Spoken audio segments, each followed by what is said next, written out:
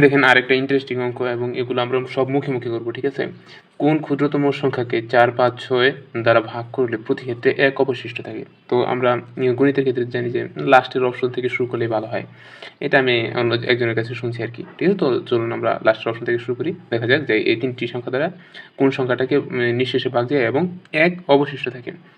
তাহলে 4 দ্বারা যদি আমরা 39 কে ভাগ করি, 39 কে নিঃশেষে ভাগ করা যায় না এবং 1 অবশিষ্ট থাকে না। 5 দ্বারাও তেমনি, 6 দ্বারাও তেমনি। এবং এবার আমরা দেখি দ্বিতীয় অপশনটি গ নাম্বার। তো এটাকে যদি আমরা ভাগ করি তাহলে দেখা যায় যে কত? 4 দ্বারা ভাগ করলে কত হয়? 4 15 4 15 কত? 4 15 হচ্ছে 60 এবং এই 4 15 60 এবং হচ্ছে কত?